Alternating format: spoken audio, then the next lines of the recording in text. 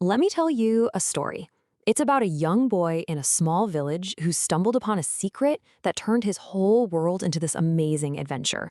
It sounds simple, I know, but it's got this really powerful message about passion, what drives us, and what success really means. So let's just start with a question that really gets to the core of this whole thing. Can studying actually be a game? I mean, for most of us, right, schoolwork is, well, it's work, and playing is playing. They're two totally different worlds. But what if we've been looking at it all wrong? What if the real key to unlocking our potential isn't about grinding harder, but actually playing smarter?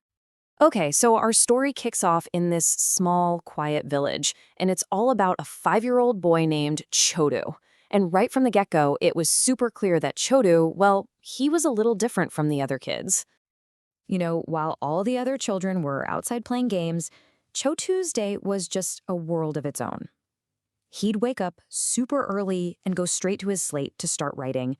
His whole day was this focus loop of practicing letters, practicing counting, all the way until the evening. His passion was just absolute. His eyes were pretty much glued to his books. And this one little moment with his mom, it tells you everything you need to know about his mindset. Whenever she'd gently push him to go play outside with the other kids, Chotu would just smile and say, "Mom, studying is my game." For him, it wasn't a chore, not at all. It was just pure fun. The kind of joy and challenge other kids found on a playground, he found inside a book. So this unique passion of his was about to face its biggest test yet. See, every year, the school held this huge annual exam, and it was a major source of stress and anxiety for, all the students. This year was definitely no different. The difference between Chotu and everyone else on exam day was just night and day. While all the other kids were, understandably freaking out, feeling all that pressure, Chotu was completely calm. His daily practice had never really been about prepping for a test. It was just for the love of it. The exam was just another chance for him to play his favorite game.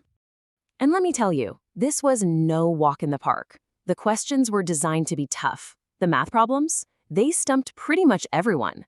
And to top it all off, the Hindi section wasn't just about grammar or spelling. It demanded real creativity. They had to write their own original poem. So, how did our guy Chotu do? Well, while the others were struggling, he was just breezing through the math problems, fast and confident. And when he got to the poetry section, he didn't just scribble something down to pass. He actually composed his own original poem. He wasn't just answering questions, he was on a whole other level. And this is where the story really comes together. The day the results were announced was a huge deal for the entire village. It revealed not just how hard Chodu had worked, but something much, much deeper about who he was. The results came in and, yup, you guessed it, Chodu had taken first place.